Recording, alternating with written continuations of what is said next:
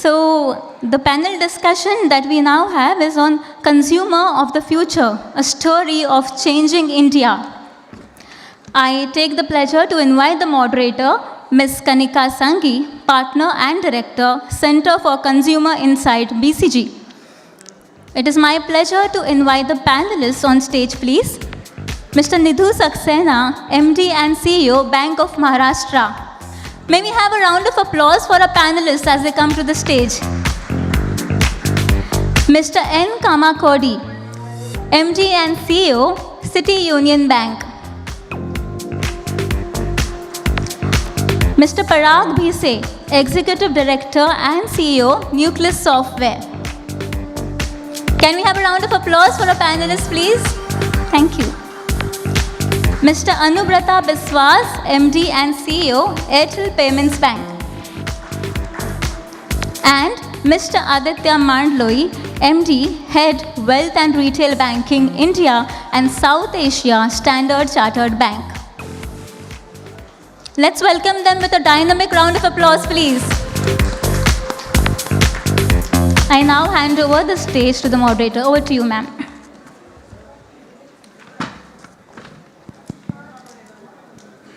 Thank you so much. Good afternoon, everyone. I know this session is post-lunch, but we'll try and keep it as interesting as the topic deserves to be. So once again, good afternoon, everyone. My name is Kanika Sanghi. I'm a Partner and Director with BCG. And it's a pleasure for me to be here today and host this discussion on a topic which I believe is one of the major themes that all of us need to think about, and that is the changing Indian consumer.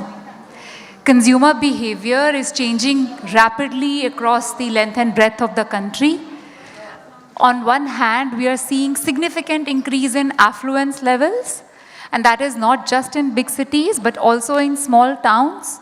Consumers earning more than 10 lakhs annually are currently around 19% of all the households in the country, and that's likely to touch around 30% over the next 10 years. These affluent consumers are a lot more aware and a lot more demanding. On the other hand, Gen Z has emerged as the largest generation our nation has ever seen. Only a quarter of them are in the workforce right now, but they are already estimated to be influencing almost 45% of all the spending happening in the country. They have grown with very different beliefs and are exhibiting behaviors which are quite distinct. At the same time, massive digital adoption in other sectors is elevating consumer expectations from financial institutions as well in terms of both the simplicity and the relevance of online interfaces. So against that backdrop, we are going to spend the next hour discussing what we all need to do to deliver on the changing expectations of this Indian consumer. I have with me this very esteemed panel, and I'm sure we'll all benefit quite immensely from their perspectives on this topic. So thank you so much, everyone, for joining us today. So to begin with, let me ask, a question to all of you. For the benefit of everyone here, we'd love to hear your perspectives on what you think are the top two biggest changes in consumer behavior happening today, especially when it comes to their savings and investments behavior. And maybe we start from you, Parag. Thanks a lot, Kanika, for inviting me here to FIBAC and for this question. I think since you asked about two prominent consumer behaviors, and specifically in investments and savings, in my view, India's saving mindset is very quietly changing from a savings mindset to an investment and spending mindset, I would say.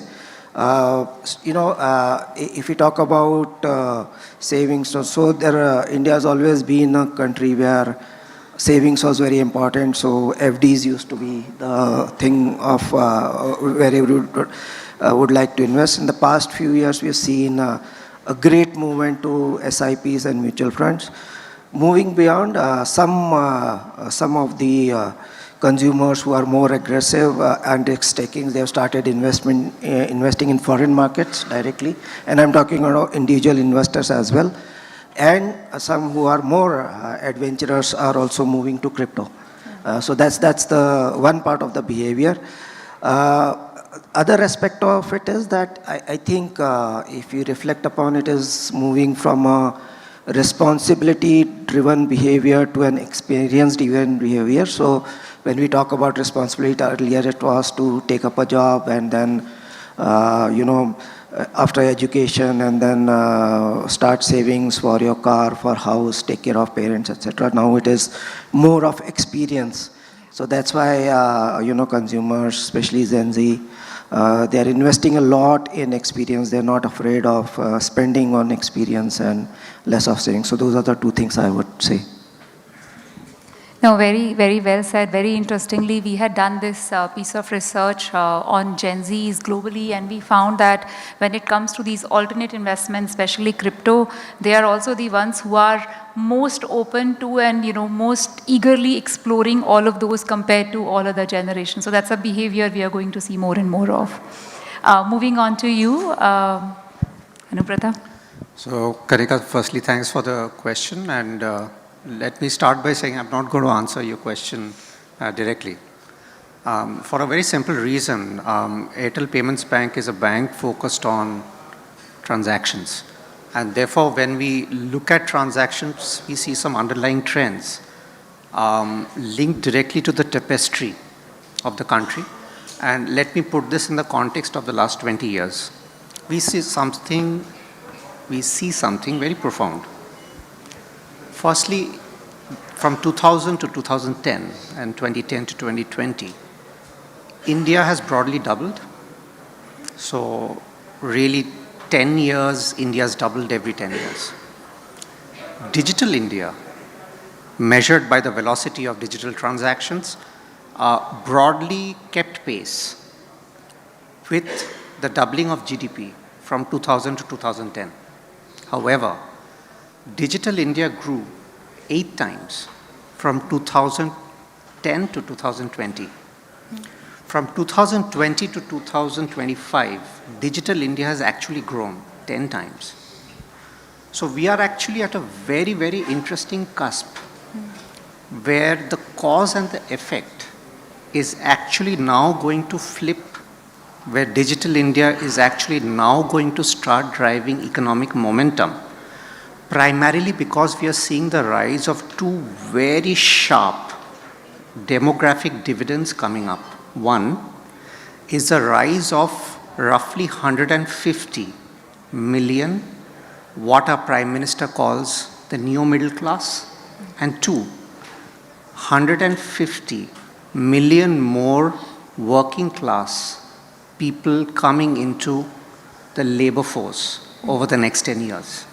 This combined aggregated around 200 million, give or take the Venn diagram, is going to really propel Digital India, which in turn is going to drive the demographic dividend and the economic momentum in a very powerful way, which therefore is going to answer your question in a very indirect way.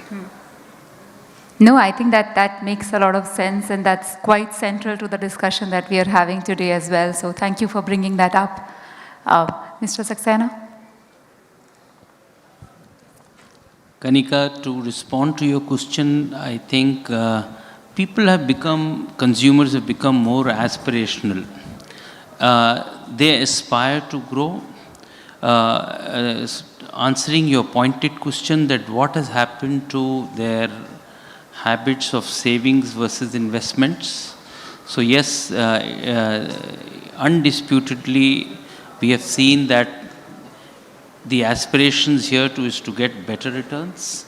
Aspirations have been to fulfill these aspirations, they have increased their risk appetites. So we have seen there's a marked shift from the traditional saving products moving to asset classes which are going to give them better returns, higher returns. And in the process, if the risk has increased, They are not shying away from taking those incremental risk to get those better returns is what I see as a trend. There are a lot of data points. People have moved in from banks to the stocks, and in a major way, we have seen how the AUMs of the mutual fund industry have grown. We have seen how the number of demat accounts that have grown exponentially post-COVID. We have seen how the number of SIPs are growing. We are also seeing data points can be all linked to this behavioral shift from the fact that today when FIs and FPIs are selling for a long time, but markets is sustaining because the domestic investors, the domestic funds, the mutual funds are sustaining this. They are continuously buying. So the SIP flow which is coming into these entities is sustaining the markets, what we have seen. So this is one shift which I see. Second is that use and adopting technology helping them do this is something I observe as a marked change. So they are making use of some even AI ML tools that are available to help them assist in their decisioning. So they are not totally relying on somebody to come to them to say that you invest, but there is a process of application of mind on their part, and they are using a lot of AI ML tools to help them reaching these new investment decisions in new asset classes. So that is the second change I see, and the relevance to the banks is, or the financial intermediaries is, that probably we should not be only selling. We are going to play more advisory role to them. So they will take our advices, they will have access to various data points, informations from various tools, and then they will decide, but we will not do mere selling, but we will do more of an advisory role. This is two shifts I have been able to identify.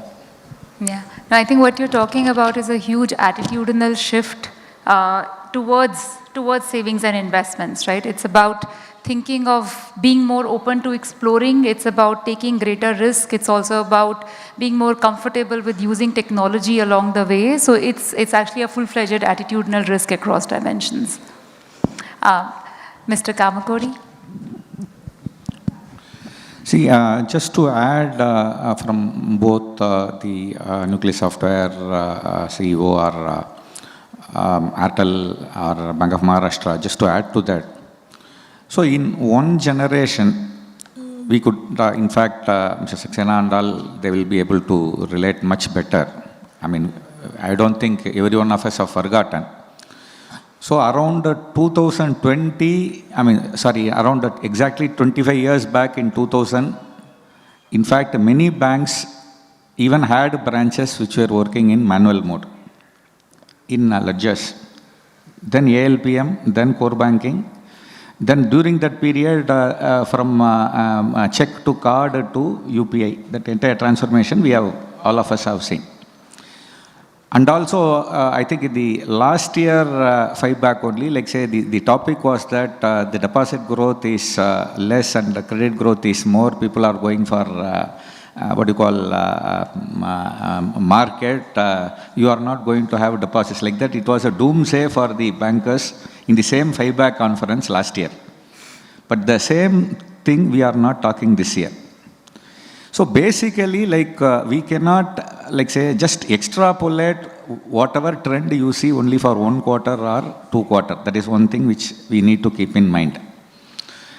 If you actually look into, even today, close to 140 to 150 crore people, be your demat account holder or income tax filers, it's not even 7 to 10% of the overall population.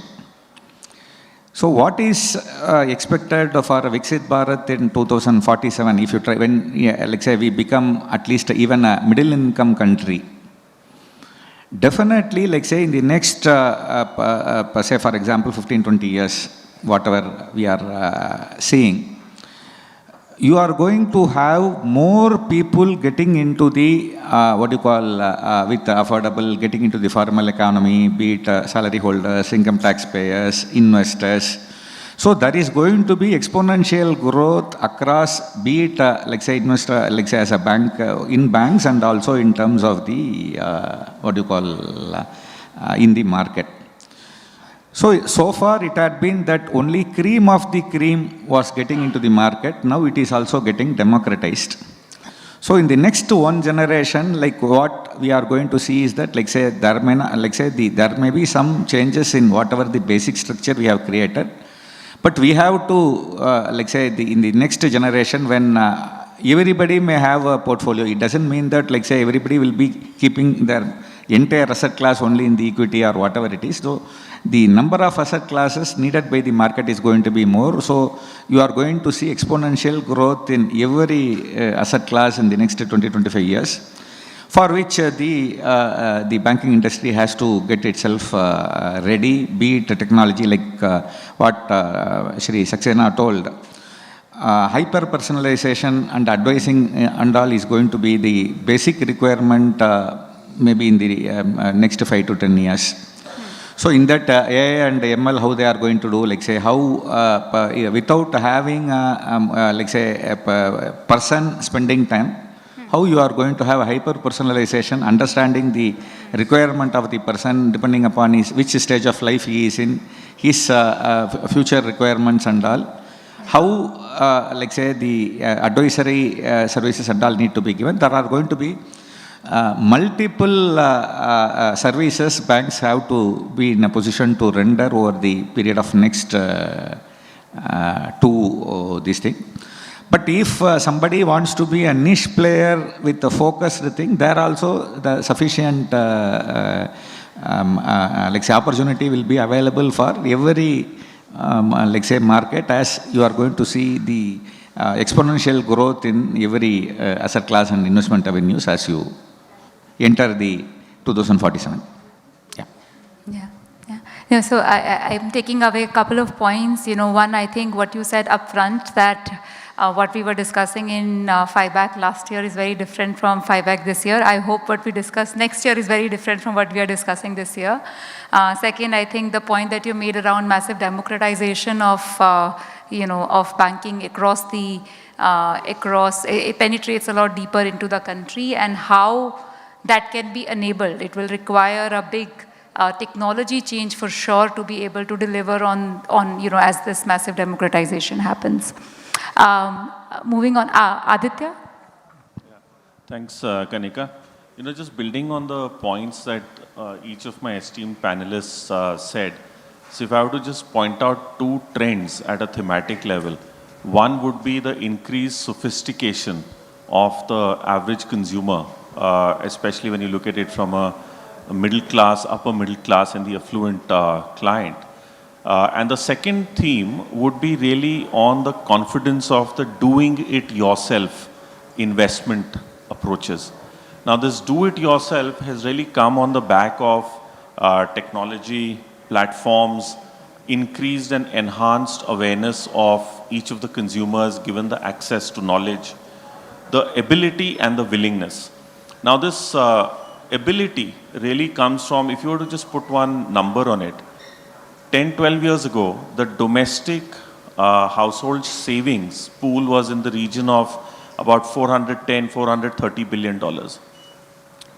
In this decade or 12 years, it's now moved up greater than $800 billion. So just this has allowed the ability to come in. Coupled with a whole host of other things, the willingness starts to come in. And like one of the other senior colleagues said, it's going beyond the traditional fixed deposit savings products and really linking it to market-linked securities, whether it's domestic equities, cross-border equities, looking at stuff which is in the nature of credits and structured products. Now, one of the things as bankers that we should be doing, because this also, the confidence that comes in also in a sense promotes what could be termed as short-termism, right? And as bankers and senior functionaries, what we have to do is, as this maturity keeps happening, as more and more people start exploring beyond traditional savings instruments, the challenge and the opportunity is really how do we channelize this particular increasing appetite into sustainable long-term wealth creation rather than just purely speculative activity. So there would be a plus and a minus, and minus is not so much a negative, it's just that how do we take that as an opportunity and make that an awareness plus a wealth creation approach. Kanika? Sure, sure. No, thank you so much, and some very interesting themes that I heard from all of you. So you spoke about, you spoke about how digital is becoming huge and the 10 times change in the last 5 years. You spoke about how experience is becoming a lot more important for Indian consumers. So you spoke about how, the attitude of the consumer is shifting and towards, a lot more openness, a lot more exposure and, ability to, or willingness to give new things a try. Sir spoke about how, the banking industry is going to get a lot more democratized. And then finally, Aditya spoke about the rising sophistication of Indian consumers. So I think a lot of interesting themes which are emerging and which are all very useful for us to think about more deeply. What I wanted to do now is to just pick two of those and do a little bit of, more detailed discussion around those themes. The first one that I wanted to talk about was how the demographics of the consumers are changing, specifically towards greater affluence and, the rise of these young consumers. So how do we need to change ourselves to deliver on that? And just on that front, if we were to continue, Aditya, with you, especially from, your vantage point as a relatively more affluent focused player, what trends are you seeing emerging? Yeah, thanks. So it actually just fits in from where I left off just a minute ago. Closer? Is this better? Thanks. So the one big trend is really the global mindset of the, if I were to term it as affluent Indian, right? It starts from, you've got more and more openness in the affluent Indians sending at a base level their children overseas for education. There is more and more openness in, at the other extreme end, looking at multiple overseas geographies for retirement, right? So if you were to see at one leg, which is sending children overseas for education at an undergrad level, to thinking about overseas geographies for one's retirement, and then a whole host of opportunities in between, which could be looking at investments in equities overseas, investments into property, real estate, and other such stuff. It just talks about the need that the global Indian, now the Indian onshore does not restrict himself or herself basis geographic boundaries. So it's more about the emergence of the global Indian. The second one is really about how the shift is starting to happen in the affluent client and affluent segment from wealth creation to wealth preservation and transfer. There is a lot of wealth which has been generated as first generation, whether they are professionals working as salaried senior colleagues or entrepreneurs and stuff. Now, earlier it used to be about how do we look at investments such that it generates a certain minimum return, capital remains protected, etc. Now it's moved way beyond to a scenario where they say, this is fine. What about the intergenerational wealth transfer? How do we preserve wealth and how do we have the most appropriate way of moving it in the most tax appropriate manner, right? So these are the two big things that we see happening in the affluent segment, and this space is continuously evolving. And as technology happens, as regulators are in touch with each other, increasingly the geographic boundaries no longer remain a limitation. No, I think very well said. I can say that I personally relate to both the points that you just spoke about. So that surely, as you know, India is getting more and more affluent, we need to think about our geographies a lot more expansively. Mr. Saxena, if I were to come to you, you know, the middle class has been a stronghold for public sector banks, driven by trust, you know, for a long time. However, as competition is coming up with you know, better offerings, more outreach, and bridging the trust gap, you know, how are you thinking about retaining your stronghold in this segment as it gets more and more affluent?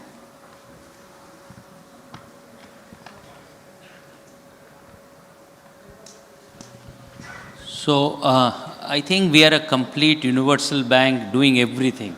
So it's not only serving the middle class. Entire segment, right from bottom of the pyramid, what Governor in the morning mentioned, up to, I mean, the large corporates, the HNIs, the ultra HNIs, all we would have some offerings from the bank, and we will definitely reach out. In fact, our mantra is wherever profitable opportunity is there, we should be present. Still, since you mentioned about this emergence of middle class becoming the affluent class, I think from the bank we have been thinking, looking at this change in this consumer slowly and steadily occupying a place of, I should say, where the consumer is the king, like we all hear about that. So today, if you see, consumers have abundant choices.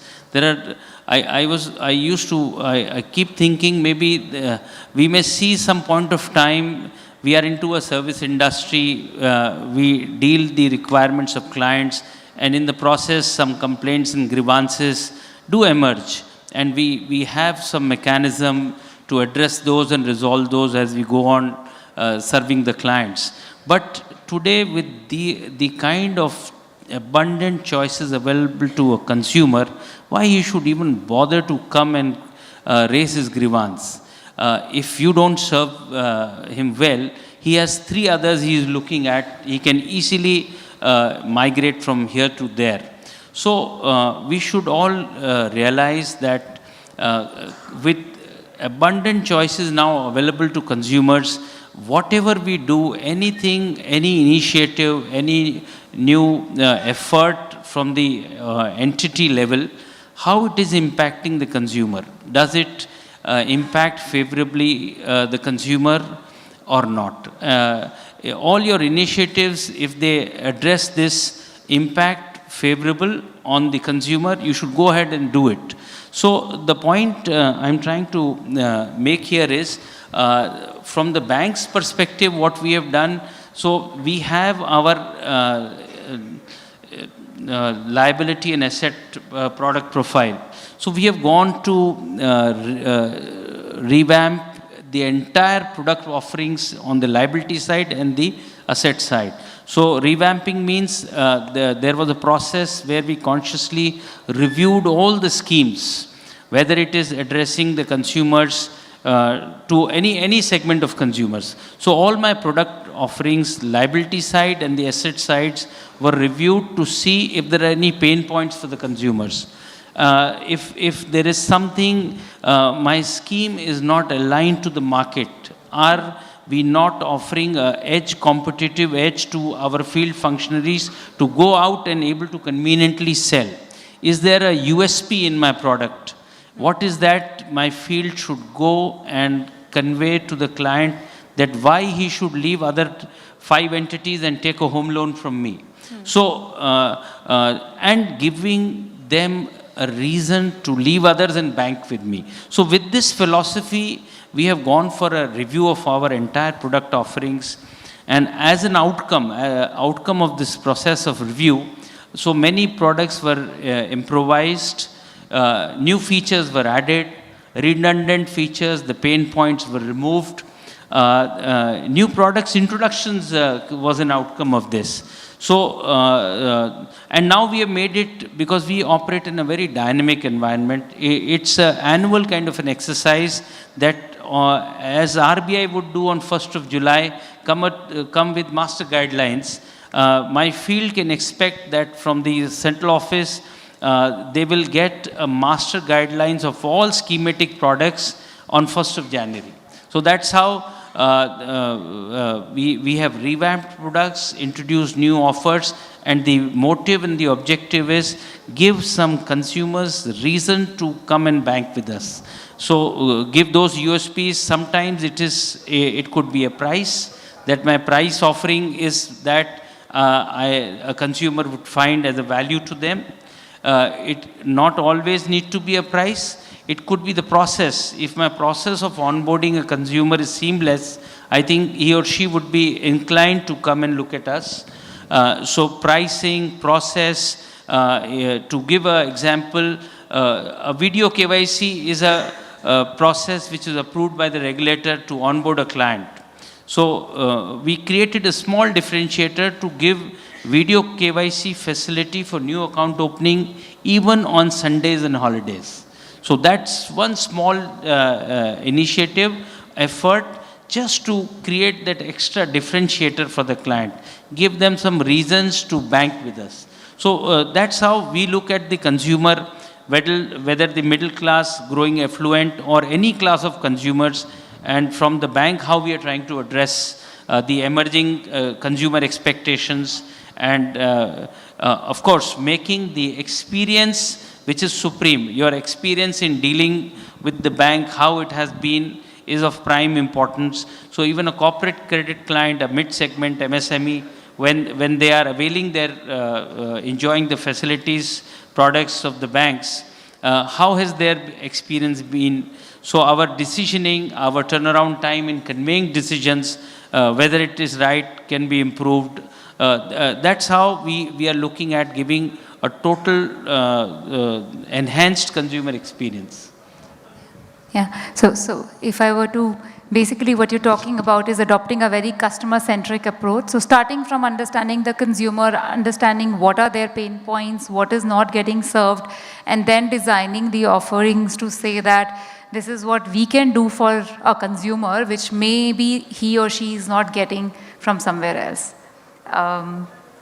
Mr. Kamakodi, if I were to come to you, we've seen that younger Indian consumers are exhibiting a lot less loyalty compared to older generations. They're a lot more demanding and they're okay to move on if they are not happy. So, how City Union Bank adapting to attract and retain this younger Indian consumer? See, the first point, what we have to keep in mind, as you rightly said, unless and otherwise, every customer who had already chosen you sees a value in your offering, he is not going to stick with you. So it is no-brainer. You have to continuously maintain your product offering, gives sufficient value to the consumer. For your second question, in fact, when every, like say, the CASA war was, like say, at its peak, we smaller banks, we could not compete with, like say, bigger public sector bank, particularly in the government business. We could not compete with the main contribution, once again, is going to be the entire value chain of stock exchanges, like say brokers, sub-brokers, investor clearing account and things like that. In that game also, we were not there. So we were, like say, not very active in the corporate banking also. So we could not go for the salary accounts. So we identified the, like say, we have to catch the, like say, youngsters even before they come for the,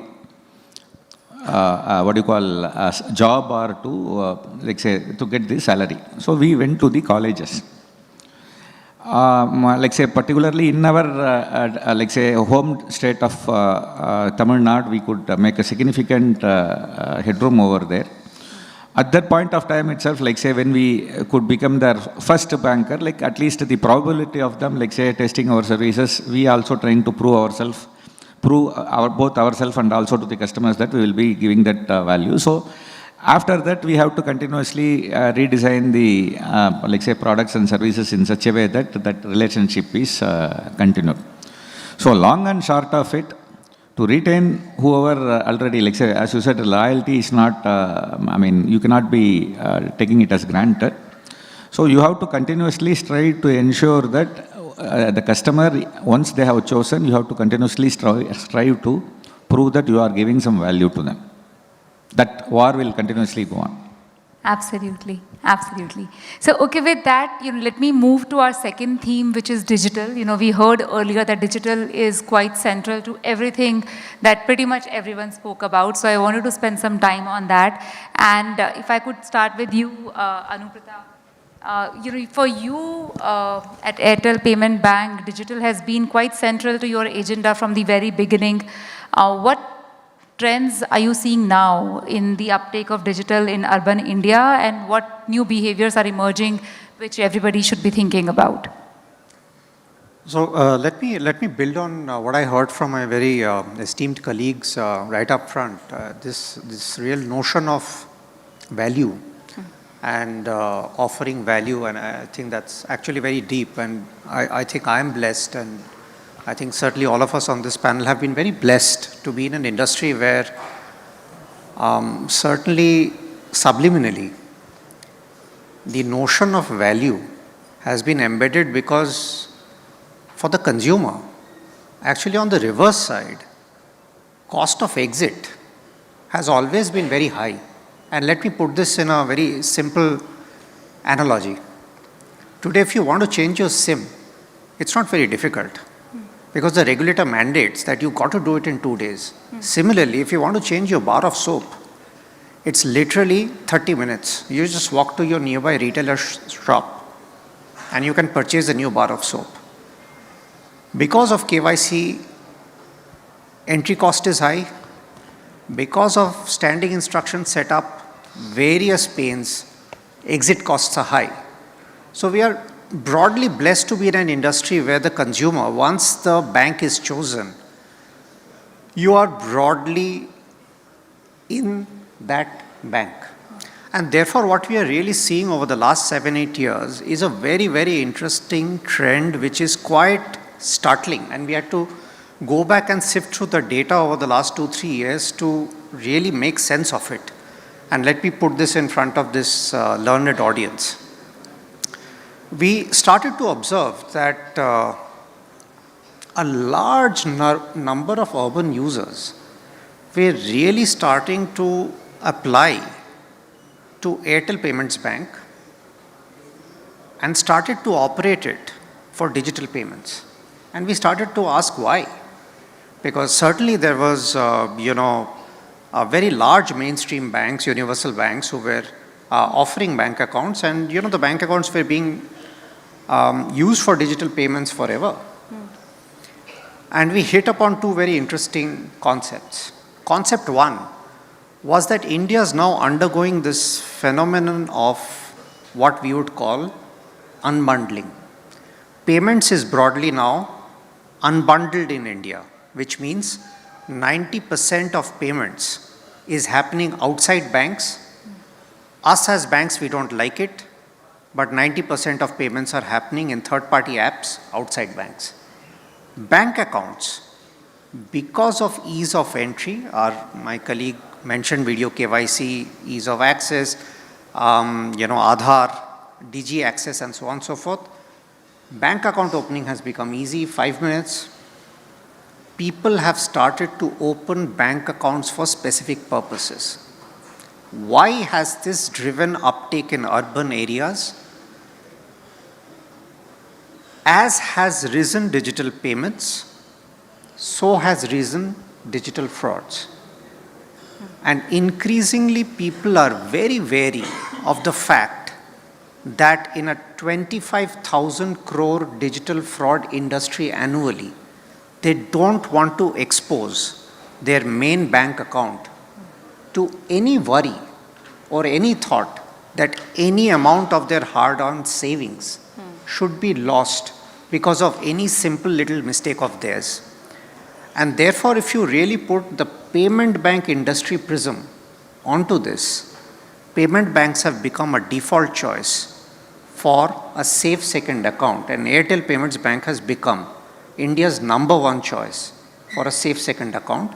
We are actually opening the largest number of safe second accounts in the country by far, close to, in this industry category, 21% of urban consumers in India today want a safe second account and consider Airtel Payments Bank to be their #1 safe second account provider.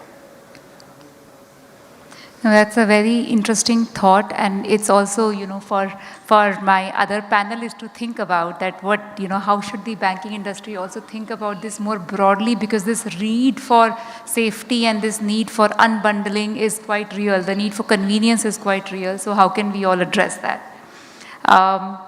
Parag, if I was to come to you, we did research as part of this work as well, and that showed that 60% of consumers are actually very open to buying financial products also online, but they don't do that because they're held back by a very poor journey experience. It's often that the process is very complicated, or there is limited support if they feel stuck somewhere in the process. So, what's really holding back Indian banks in order to make this a lot more easier for consumers? So first I'll take you back to what I discussed, and what others are talking about is the experience part of it. For today's customers, whether it is buying food on Swiggy, Zomato, or a Netflix subscription, they want similar kind of experience for their financial products as well.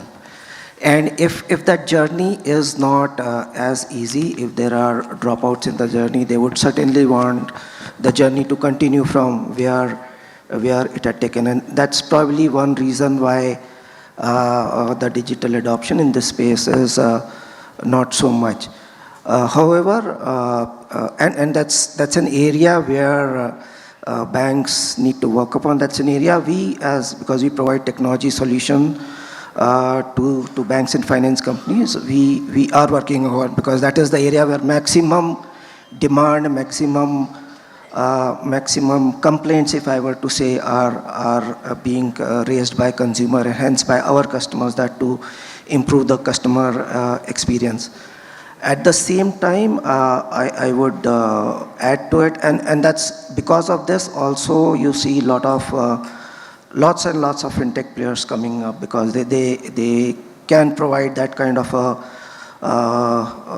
experience to the end customers, and hence some of our customers want to adopt that. But equally important is, because we're talking about financial products here, right? So equally important is to provide a very robust solution because it's I'm sure consequences of wrong food delivery happening versus a wrong a loan getting credited to some other customers, or a payment getting deducted from some other customer, the consequences are going to be far more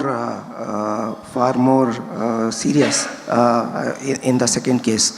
And hence a combination of a robust technology that we have been providing for more than 3 decades, and a combination of this flexibility, agility, which is now we're kind of forced to work upon.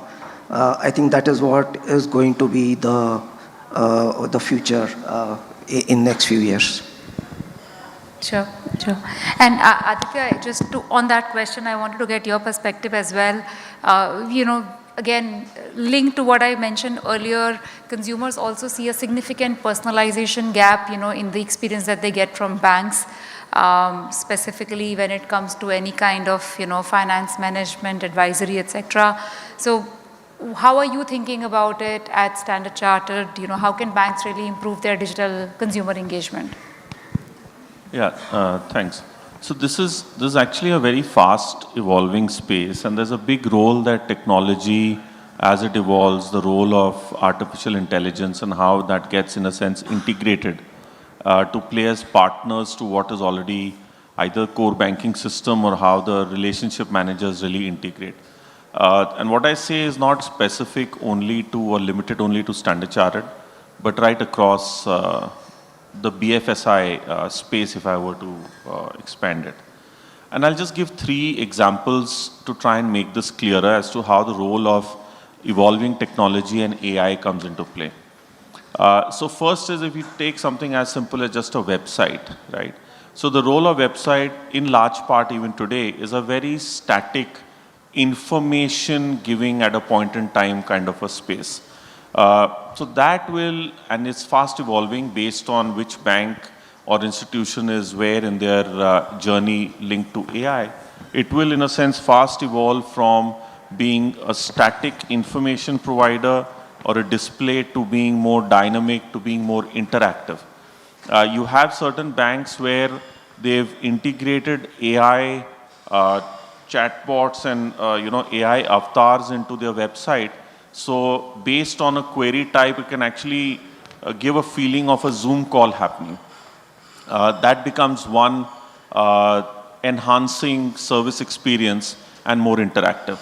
Another example could be in the space of intelligent routing.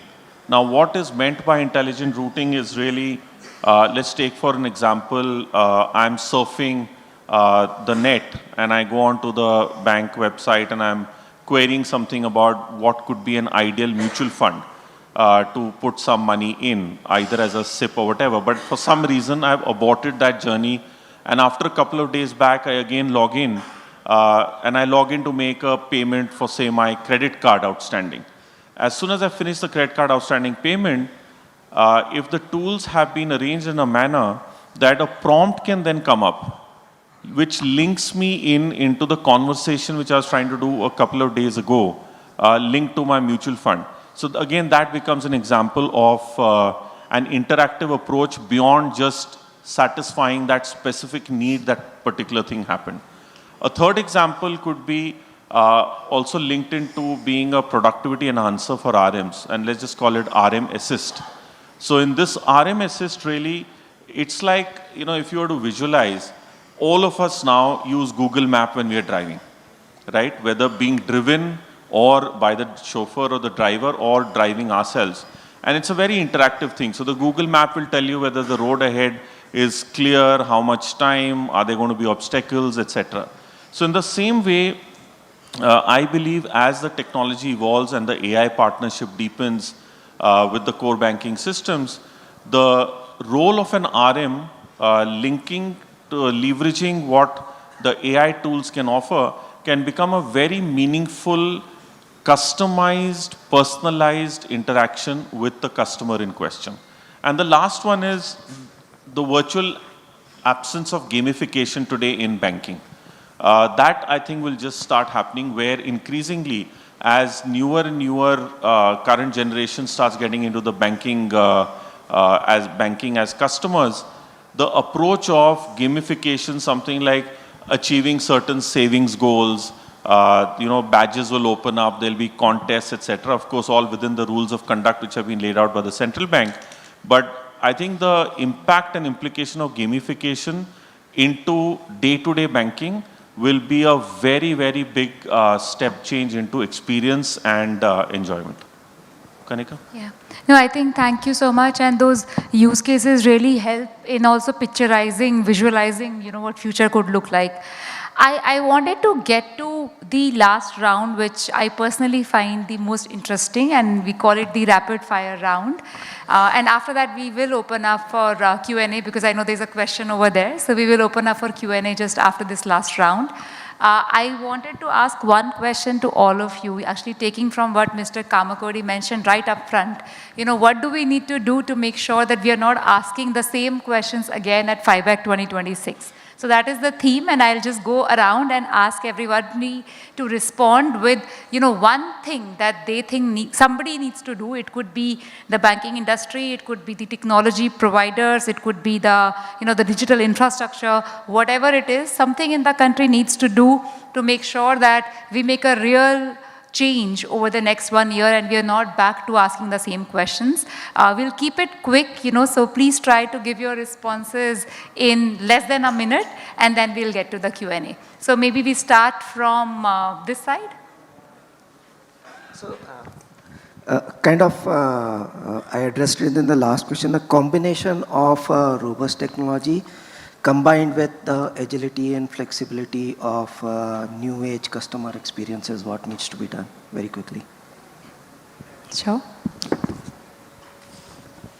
So a slow fire answer. I have to give an analogy on this. Just imagine a road.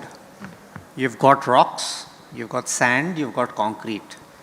In India, you've got the digital infrastructure, 1 billion internet users, 700 million smartphones. That's the digital infrastructure fully laid out.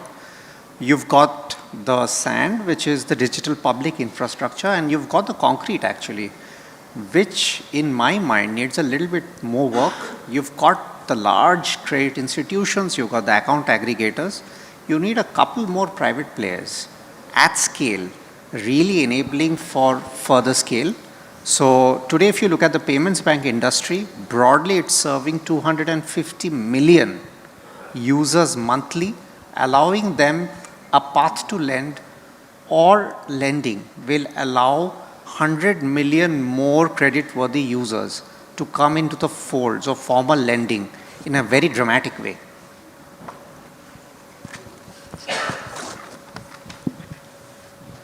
So I think to ensure that the consumers get a uniform experience and an enhanced experience, there is a lot of scope for doing more and more collaborations between the various financial intermediaries, the payment gateways, the payment apps, the banks, the NBFCs, the MFIs.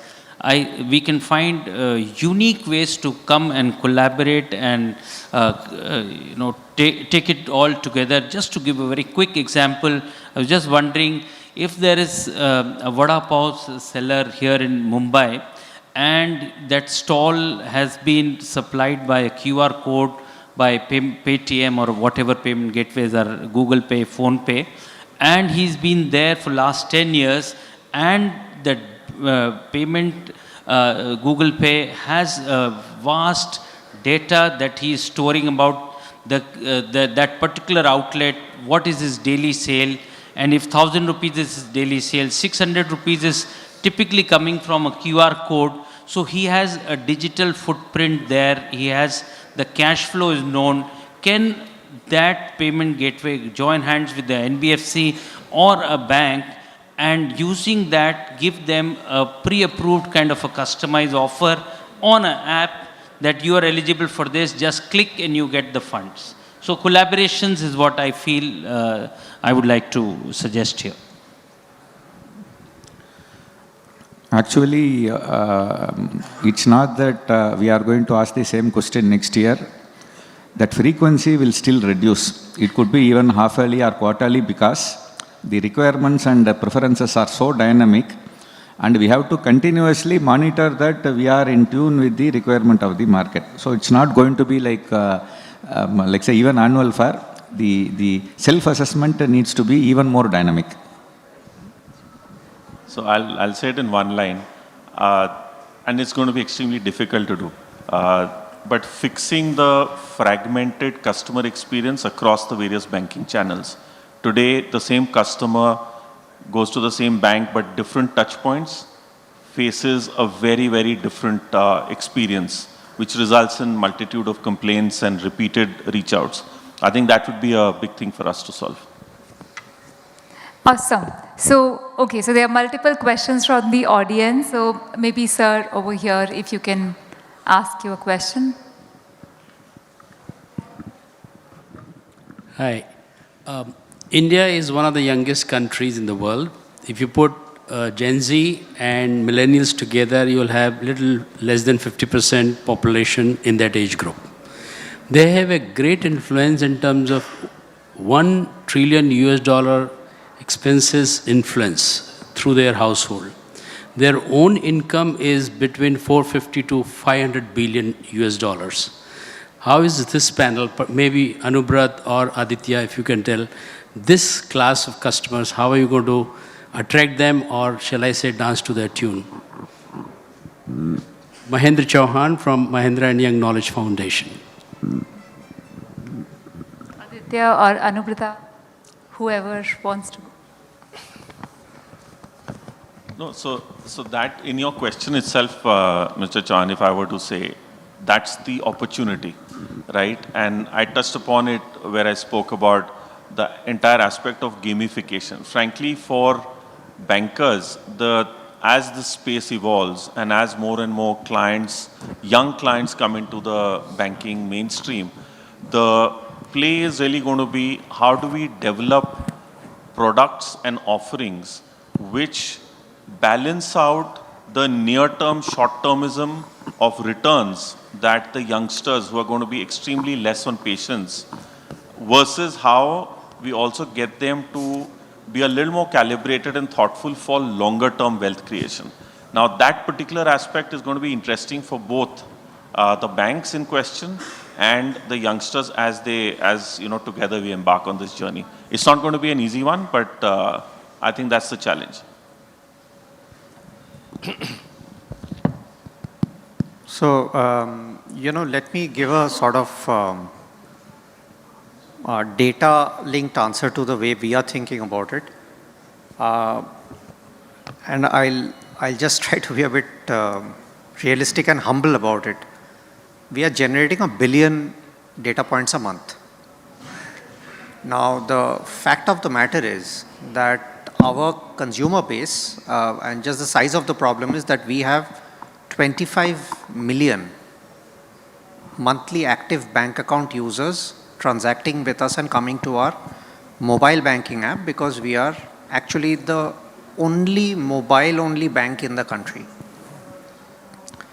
So for us, the challenge really is, and I know that the conversation has been about personalization, is really about how do you create this engine which talks about making a profile and creating a solution for serving a small little solution for growth or risk or experience. And I am using these 3 words very deliberately.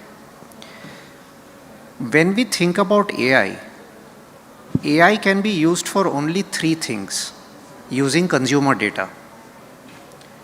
AI can be used only for growth, experience, or risk. The 4th thing which AI can be used for is efficiency, which actually does not need consumer data. For these 3 things, the underlying requirement is that the AI model needs to create a profile and then serve an action. So the way we are really thinking about this problem is that we want to segregate our data engine into almost, if you will, 2 different libraries. One is a large AI library which creates profiles on the fly, which takes a slightly longer time to operate, and a set of heuristic models on the top for growth, risk, and experience, which can serve in less than 100 milliseconds an action on the app. And I must point out that the decision of 100 milliseconds is thoughtful because we have chosen 100 milliseconds because the human eye blinks in 100 milliseconds. So when we have evaluated what model we want to use and why, that has been our decision variable. So we've almost structured our thought process into heuristics or small machine learned models for actions and a deeper AI model for profiles. So the heuristic models will pull up the profile, which will learn deeply on data and then serve the action. Our hope is that that will be able to serve any sort of profile, be it the youth, be it a senior citizen, be it a rapidly evolving young gigger, or the migrant worker coming from Bihar to Bombay? Yeah, I am Ashok Ajmera, Chairman Ajcon Global. My question or rather submission to Nidhu sir, we have been talking about banking mainly in this conference is for the banks. Sir, you only have started that the lot of money is flowing to the mutual fund. If you look at the data in US, the mutual fund AUM has in last 7 years been more than 110% of the bank deposits, or maybe 118%. Whereas in India, also it progressed from 19% 7 years back to 28% of the bank deposit, the AUM of mutual fund. And it is increasing rapidly. So I'm not comparing with US going 100% or so, but still, there is a big challenge to the banks for deposits. So, are we looking at a day, maybe 5-7 years from here, that hardly any deposit, or half of the money will go to the mutual fund from the deposits? Or you don't advocate that the flow will be so fast and it will be contained here only? And why? Because ultimately bank needs deposits to lend money. How long you can survive on extra SLR, taking money from Reserve Bank and all that? Ultimately you have to live on deposits. So what as a banker you feel, whether this analogy is right? Secondly, how are you going to meet these challenges to let the deposit remain with the banks only and not to flow to the capital market, either in liquid funds or equity through the mutual funds, or these so-called, SIPs and all that? Thank you. Ajmera ji, I think, thank you. I must thank you for giving me that. The US part of data is not so readily known to me, and we have never referred to that as a data point. But if the consumer are consciously moving from this asset class to that asset class, I will not too much worry about it. The system is dynamic. Things are evolving. Rather than worrying that what will happen, how do I get raw material for me, what happens to my deposits, how do I fund my, fuel my credit growth, so on and so forth. If the consumer is moving, we will try to study and find some alternative ways to see that how do I source my raw material going forward. Rather than changing the consumer, if there is a marked shift in the consumer behavior, we should all align ourselves to the changing dynamics rather than keep only worrying or trying to, change the work on the consumer not going into stock markets. And a lot has been discussed on this front. I think the discussion also leads that if the money is going to mutual funds, the mutual funds also bank with some of the banks, deposits remain in the system. So there's not much of worry. For temporary shifts are there, some temporary disruptions are there.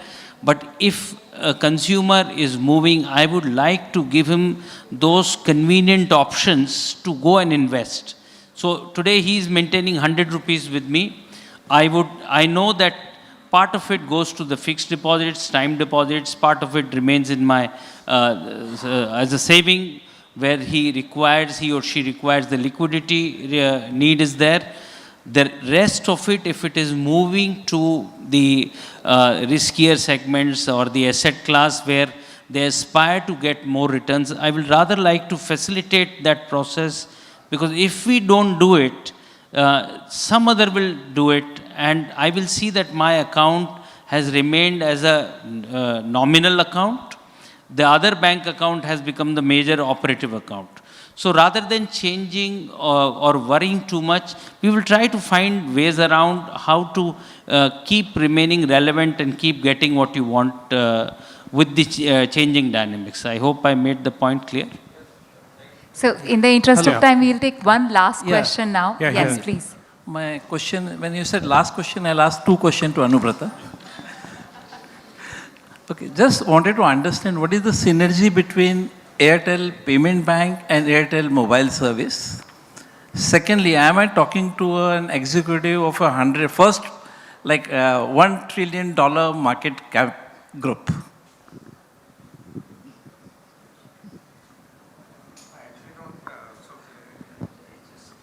So can you repeat the second question? The second question you want to Yeah, understand? market capitalization of $1 trillion. Yeah, I really can't comment on that, so I'll just I'll just park that aside. Let me answer the first question decisively. For us as a regulated entity, can you hear me? I think for us as a regulated entity, it's very clear, and firstly, I understand where that question comes from, but let me answer. I'm actually happy that that question has come in this forum, and it allows me to actually talk about the very purpose of this bank in a deeper way, and at least talk about our visualization of our bank. See, the way we have designed this bank, which is really a digital native bank, is really to think about us very deeply as almost belonging to various digital ecosystems of the country and be able to drop ourselves into it in a very elegant way. Airtel, of course, has been our first ecosystem we've been able to drop ourselves into as a bank, and we've been able to drop ourselves into in a very elegant way, in a compliant way, and been able to unlock significant value, not just from a consumer point of view, but also from the bank's ability to get consumers and drive meaningful consumer propositions. Now that we've built the digital ability and capability, we can dream about doing it in various other digital ecosystems, and that is part of our long-term strategy. Having said that, we do believe that we haven't still scratched the surface of what we can do with Airtel as our business correspondent, and there's much more to do. That's our medium-term arc, and in our long-term arc, we'd like to be part of many other digital ecosystems. And I'll end by saying two things. First, you will not find even a scrap of paper in Airtel Payment Bank. It's fully digital completely. Second, we have the ability of lifting and shifting our entire digital strategy, which means our account opening processes, our mobile app, everything, lock, stock and barrel, into every single player who does desire to actually have a captive ecosystem of a bank and an account for want or for the betterment of its own customers. And with that, thank you for your question. Thank you so much. I would have to end here, but please, feel free to catch up with our panelists over tea and coffee. Thank you so much, all the panelists, for very insightful discussion, and thank you so much, all the audience, for a very engaging discussion as well. Thank you. Thank you for the enriching discussion. I will request all of you to kindly step ahead for a group picture. Ma'am, please join in. And the rest of you, there is an announcement. We are skipping the tea coffee break even now. As you are aware, tea coffee, there is running tea coffee almost throughout the day. So we are getting into the next session immediately. Of course, this will be just a 2-3 minute session changeover. So just give us max 3 minutes and we will begin the next session. This is the penultimate session of the first day of this 2-day conference, and the topic is Beyond Bureau, Harnessing the Power of Alternate Data. This, of course, is a panel discussion, business session number 4, to be moderated by Mr. Vivek Mandata, Managing Director and Partner, BCG. And the expert panelists are Mr. Bibu Prasad Mahapatra, Executive Director, Punjab National Bank, Mr. Rajiv Mishra, Executive Director, Bank of India, Mr. Sali S. Nair, Managing Director and Chief Executive Officer, Tamil Nadu Mercantile Bank, Mr. Debajyoti Ray Chaudhary, Managing Director and Chief Executive Officer, NESL, Mr. Rakesh Singh, Managing Director and Chief Executive Officer, Aditya Birla Finance, and Mr. Prashant Muddu, I'm sorry for that, Managing Director and Chief Executive Officer, Jokata. So, ladies and gentlemen, all those who have left your seats, please be back in max 2 minutes.